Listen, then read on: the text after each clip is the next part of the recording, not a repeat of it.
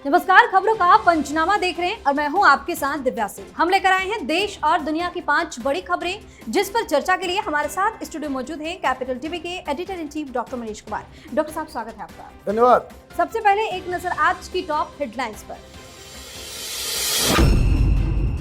बांग्लादेश के मोहम्मद यूनुस ने मांगा पीएम मोदी से मिलने का समय, तो भारत ने अब तक नहीं दिया जवाब। विदेश मंत्री एस जयशंकर ने किया बड़ा खुलासा। कैश कांड पर सुप्रीम कोर्ट हुआ सख्त, जांच होने तक जुडिशियल काम नहीं करेंगे जस्टिस यशवंत वर्मा। नोटों की तस्वीरें और वीडियो ऐसा।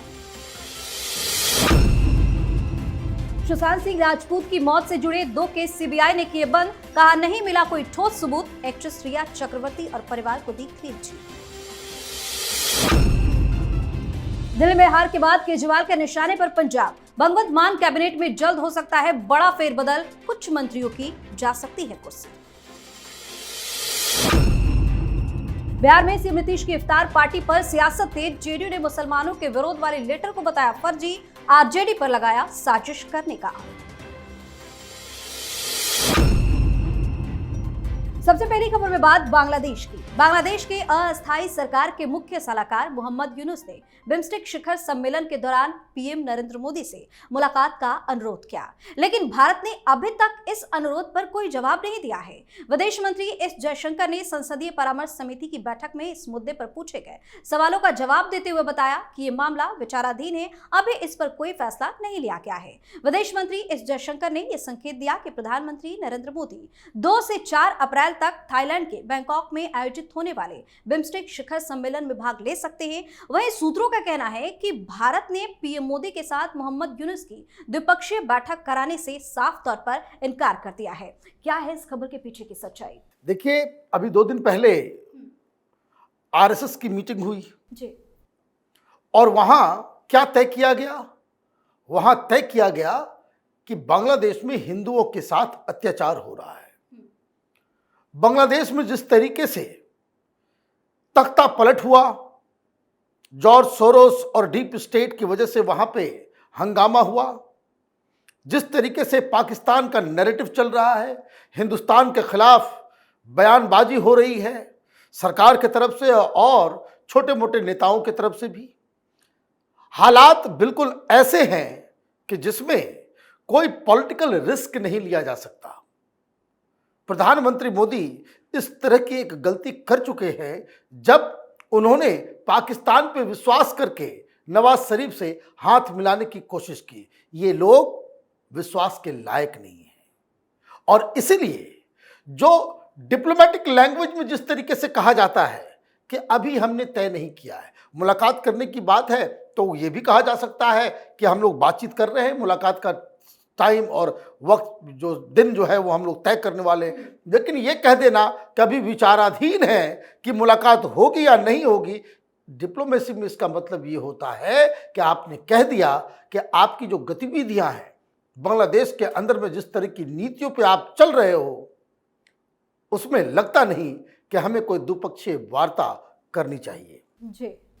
वहीं दिल्ली हाईकोर्ट के जज जस्टिस यशवंत वर्मा के घर से मिले अज्जले कैश को लेकर वो लगातार सुर्खियों में है। सुप्रीम कोर्ट ने अपनी वेबसाइट पर जस्टिस यशवंत वर्मा के आवास पर मिले नकदी की रिपोर्ट जारी की है। इस रिपोर्ट के साथ अज्जले नोटों की तस्वीरें और वीडियो भी सार्वजनिक की गई है। ये बेहिसाब कैश यशवंत वर्मा के आवासीय परिसर में स्थित आउट हाउस से मिले। मामले की गंभीरता को देखते हुए सुप्रीम कोर्ट के चीफ जस्टिस संजीव खन्ना ने आदेश दिए हैं कि 3 सदस्यीय समिति की जांच रिपोर्ट आने तक जस्टिस यशवंत वर्मा को किसी तरह का आधिकारिक काम ना दिया जाए। सुप्रीम कोर्ट ने जस्टिस यशवंत वर्मा को जुडिशियल काम देने से मना कर दिया है। अब आगे मामले में क्या? ये मामले को ऐसा लग रहा है कि लीपापोती करने की कोशिश की जा रही थी। घटना 14 तारीख की है। ये तो लग रहा है कि वीडियो किसी ने बना लिया, पुलिस के हाथ लग गई और ये अंदेशा कि वीडियो एक बार बन गया है तो किसी न किसी के पास होगा, तो लिपापोती करना जो है वो मुश्किल है। और इसलिए 7 दिन के बाद ये खबर आती है, अचानक से सारे लोग बयान पे पलट जाते हैं। फायर ब्रिगेड कहता है कि भाई कोई हमने तो नोट देखा नहीं, हमने तो कुछ बताया नहीं, हमने कुछ देखा नहीं, कुछ था ही नहीं, लेकिन वीडियो है। तो वीडियो आने के बाद तो ये पता करने की आवश्यकता है कि भाई किसके दबाव में फायर ब्रिगेड या दिल्ली पुलिस जो है इनके मुंह को सिल दिया गया। फिर आप एक्शन भी लेते हो, कोलिजियम की बैठक भी होती है, सुप्रीम कोर्ट भी फंस गया इसमें। आपने उनका तबादला भी कर दिया, वहां वकीलों ने हंगामा कर दिया कि भाई ये इलाहाबाद हाईकोर्ट कोई डस्टबिन थोड़ी है कि इधर उधर का कोई भी भ्रष्ट आदमी को आप यहां ला करके बिठा दोगे। तो आपको अपने पोजीशन को चेंज, फिर सुप्रीम कोर्ट की तरफ से कहा कि नहीं नहीं नहीं, ये कोई दूसरा मामला था, इसका इससे कोई लेना देना नहीं है। लेकिन जब ये वीडियो पब्लिक हुआ तो दूध का दूध पानी का पानी हो गया और अब कमेटी बिठाई जा रही है। भाई ये व्यक्ति अब तक इस्तीफा क्यों नहीं दिया है या फिर इसको इंपीच करने के लिए चीफ जस्टिस की तरफ से पहल क्यों नहीं की गई है? क्योंकि ये तो राव साहब है, दिख रहा है। जज साहब कह रहे हैं कि भाई हमारे प्रीमाइस में इतने पैसे जो आए वो मैं नहीं जानता किसका है। ऐसा लग रहा है कि कोई भूत आ गया क्या? तो ये लीपा पोती का जो पूरा अटेम्प्ट था वो फेल हो गया, वो वायबल नहीं था कि भाई आगे जाकर के चोरी पकड़ी ही जाती, तब जाकर के ये सारे एक्शंस हुए हैं। इस पूरी कहानी का लब्बु लुभाव यही है। जी, इस खबर में बात सुशांत सिंह राजपूत की। बॉलीवुड एक्टर सुशांत सिंह राजपूत की मौत से जुड़े 2 मामलों को सीबीआई ने बंद कर दिया। जांच एजेंसी ने अपनी क्लोजर रिपोर्ट मुंबई की एक अदालत में दाखिल कर दी है। रिपोर्ट में कहा गया है कि सुशांत सिंह की मौत में किसी भी तरह की साजिश या आपराधिक षड्यंत्र के सबूत नहीं मिले हैं। साथ ही रिया चक्रवर्ती और उनके परिवार को क्लीन चिट दे दी गई है। वहीं सुशांत सिंह राजपूत के पिता के सिंह ने कहा कि मुझे उम्मीद है कि अदालत से जो भी फैसला आएगा वो सही होगा और जल्द ही सच्चाई सामने आएगी। उन्होंने सीबीआई की जांच पर निराशा व्यक्त करते हुए कहा कि सीबीआई ने समय पर अपना काम नहीं किया। क्या ये आरोप सही है जो सीबीआई पर उनके पिता लगा रहे हैं? देखिए, सीबीआई के हाथ कुछ लगा नहीं। सीबीआई को तब लाया गया जब तक सारे सबूत मिटा दिए गए थे। तो सबूत तो सीबीआई कंस्ट्रक्ट अपने से करेगी नहीं। एक तो विलंब हुआ, दूसरा देखना यह होगा कभी तो कोर्ट में दिया गया है, जब उसको पेश कर दिया जाएगा, जब वो रिपोर्ट सार्वजनिक होगा, अभी तो सूत्रों के हिसाब से कुछ न कुछ जो है सीबीआई के सोर्स बता रहे हैं कि ये कर दिया, वो कर दिया, ये कर दिया। लेकिन अनटिल अनलेस वो रिटन में लोगों के पास आए तो फिर कई सारे सवाल उस रिपोर्ट के ऊपर खड़े होंगे। तब ये जज किया जाएगा कि ये सीबीआई वाकई इन लोगों ने मेहनत किया या इन्होंने ठीक वैसा ही गूफ अप कर दिया। बहुत सारे केसेस हुए हैं, है ना, बहुत सारे ऐसे केसेस हुए हैं जिसमें सीबीआई ने इतना ही खराब इन्वेस्टिगेशन किया, इतना खराब इन्वेस्टिगेशन किया कि वो पूरा का पूरा जो है वो पूरे इंस्टीट्यूशन के ऊपर बदनुमा दाग है। तो क्या वो भी, ये केस भी वही साबित होने वाला है क्या? तो ये बहुत सारी चीज़ें अभी जवाब देना बाकी है। लेकिन इसकी टाइमिंग ये कौतूहल पैदा कर रही है। टाइमिंग इसलिए क्योंकि एक दिन पहले बॉम्बे हाई कोर्ट ने दिशा सालियान के पिता की याचिका को एक्सेप्ट कर लिया। अब 2 अप्रैल को इसके ऊपर अगर फिर से सीबीआई की जांच बिठा दी जाती है तो एक ही मामला, क्योंकि उस पिटीशन में लिखा हुआ है कि ये सुशांत सिंह राजपूत की मौत के साथ जुड़ा हुआ मामला है, तो एक ही केस में 4 इन्वेस्टिगेशन जो है वो तो चल नहीं सकता या क्लब नहीं किया जा सकता। तो मुझे लग रहा है कि इसलिए सीबीआई की तरफ से पहले ही जो है इस रिपोर्ट को दे दिया गया कि भाई हमने तो ये क्लोज कर दिया। अब कोर्ट के लिए भी आसानी होगा कि दिशा सालियान के जो पिता हैं उनके अर्जी के मेरिट को देखते हुए वो क्या फैसला करते हैं। जी, और अब बात केजरीवाल की। दिल्ली विधानसभा चुनाव में मिली हार के बाद अरविंद केजरीवाल का फोकस अब पंजाब पर है। सूत्रों के मुताबिक अरविंद केजरीवाल अब पंजाब की भगवंत मान सरकार में कुछ बड़ा और मजबूत चेहरा चाहते हैं। पंजाब में फरवरी 2027 में विधानसभा के चुनाव होने हैं। पंजाब सरकार में कुल 18 मंत्री बनाए जा सकते हैं। भगवंत मान सरकार में फिलहाल 16 मंत्री हैं और 2 कुर्सियां खाली हैं। ऐसी चर्चा है कि एक मंत्री पद संजीव अरोड़ा को मिल सकता है। कहा यह भी जा रहा है कि कुछ मंत्रियों की कुर्सी भी छिन सकती है। अंदेशा है कि अप्रैल में भगवंत मान मंत्रिमंडल में फेरबदल हो सकता है। हालांकि कुछ नेता ऐसा नहीं चाहते, जबकि कुछ नेता इसके हक में हैं। कुल मिलाकर यह माना जा रहा है कि केजरीवाल अब पंजाब में अपनी पूरी ताकत झोंकेंगे। क्या चल रहा है ये पंजाब में आखिर? भाई चल यही रहा है कि जो कोई भी भगवंत मान के लोग हैं उनको बाहर किया जा रहा है।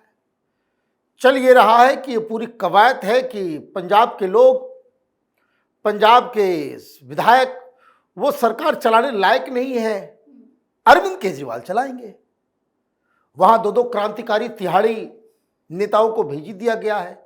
एक स्वास्थ्य क्रांति करने वाला तिहाड़ी सत्येंद्र जैन, उसको डिप्टी इंचार्ज बनाया गया है, और दूसरा शराब घोटाले में क्रांति करने वाला, शिक्षा क्रांति करने वाला, तिहाड़ में जो है समय बिता करके आया है, तो बड़े सारे एक्सपीरियंस लेकर के आया है, तो मनीष सिसोदिया को भी लगा दिया गया। तो ये तो बहुत ही खराब किस्म की राजनीति है। पंजाब के लोग कैसे बर्दाश्त कर पा रहे हैं इस सारी चीजों को, कि दिल्ली और हरियाणा और यूपी के लोग, भाई मनीष सिसोदिया यूपी का हो गया, केजरीवाल हरियाणा के हो गए, ये लोग चलाएंगे पंजाब को। इतना खराब दिन आ गया। तो ये बेसिकली हम लोग बार बार कहते हैं कि केजरीवाल बिना सत्ता, बिना पावर, और वो भी नेकेड पावर, उसके वो बिना वो सरवाइव नहीं कर सकता। तो दिल्ली से सत्ता गई, तो अब पंजाब एक है बचा हुआ, तो उसको ही किसी तरीके से अपने कब्जे में पूरी तरीके से लेने की ये पूरी कवायद है। जी, आखिरी खबर में बात बिहार की। चुनावी साल से गुजर रहे बिहार में इफ्तार पार्टी की सियासत शुरू हो गई है। मुख्यमंत्री नीतीश कुमार के सरकारी आवास पर दावते इफ्तार का आयोजन किया गया है। इस बीच मुस्लिम संगठनों का एक लेटर चर्चा में है, जिसमें 7 मुस्लिम संगठनों ने सीएम की इफ्तार से दूरी बनाने का ऐलान किया है। इस पर सियासत तेज हो गई है। जदयू और बीजेपी ने इसे राजद की साजिश करार दिया है। जदयू एमएलसी खालिद अनवर ने इस लेटर को फर्जी बताया, तो बीजेपी प्रवक्ता प्रभाकर मिश्रा ने कहा कि एमवाई समीकरण को अपनी बपौती समझने वाले आरजेडी की कारगुजारियों से मुसलमान दूर रहे। अब ये किस तरह की सियासत तेज हो गई है बिहार में? देखिए, सब फ्रॉड है। ये इफ्तार पार्टी है, दावत होता है इफ्तार का। ये नीतीश कुमार होते कौन है इफ्तार पार्टी दावत देने वाले? ये सब कंफ्यूज लोग हैं। इन लोगों ने मुसलमानों को टोपी पहनाने के अलावा कुछ नहीं किया जीवन में। बिहार का मुसलमान सबसे गरीब और सबसे बदतर स्थिति में है। उसके लिए तो जीवन भर कुछ नहीं किया, दावतें इफ्तार कर रहे हैं। अन इस्लामिक है ये। इफ्तार वही कर सकता है जो रोजे पे है ना। और इतना शोर शराबा, और कोई लेटर आ गया।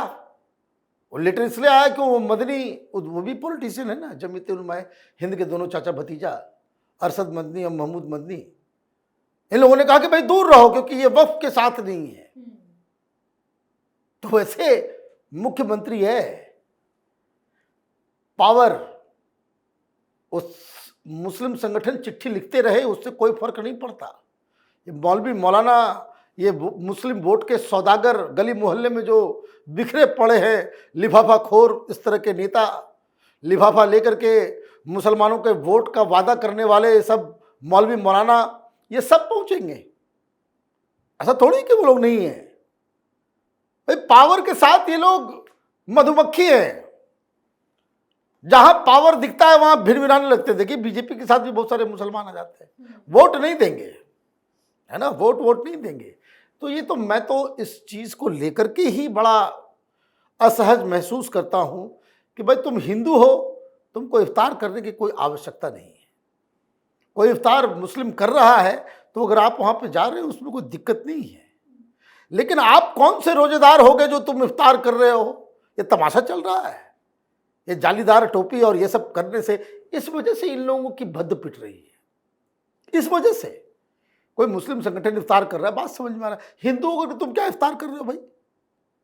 आपने देखा कभी किसी मुसलमान को, मुस्लिम लीडर को होली के लिए पार्टी करते हुए, छठ करते हुए, दशहरा मनाते हुए, दुर्गा पूजा करते हुए?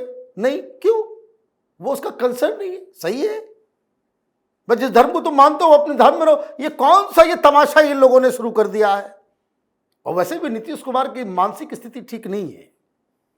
उनको लग रहा है कि इफ्तार पार्टी करने से उनको जो है वो मुसलमान का वोट मिल जाएगा। मुसलमान का वोट चाहिए तो आपको जो है आरजेडी के साथ जाना होगा, अगर मुस्लिम प्रेम इतना ही है। 100 बात की एक बात मैं बता दे रहा हूँ, अकेले भी ये चुनाव लड़े थे 2014 में, 2 सीटें आई थी, मुसलमानों ने वोट नहीं किया था। इन लोगों को ये कंफ्यूज्ड किस्म के लीडर हैं। इनको लग रहा है कि मुसलमान वोट कर, अरे भाई मुसलमान उसको ही वोट करता है जो बीजेपी को हरा सकता है। अब चाहे जो भी कुछ आप कर लें, इफ्तार कर लें या हज पे चले जाएं, कुछ भी कर लें, ये बेकार की चीजें हैं। मुझे लगता है कि इस तरह की घटिया और गंदी मानसिकता के साथ राजनीति करने वाले नेता, इनका बहिष्कार होना चाहिए। बहुत बहुत धन्यवाद सर तमाम जानकारी के। धन्यवाद। खबरों का पंचनामा में आज के लिए इतना ही। देश और विदेश की बाकी खबरों और उनके सटीक एनालिसिस के लिए देखते रहिए कैपिटल टीवी। हमें लाइक कीजिए, शेयर कीजिए और हाँ, कैपिटल टीवी को सब्सक्राइब करना बिल्कुल ना भूलें। धन्यवाद।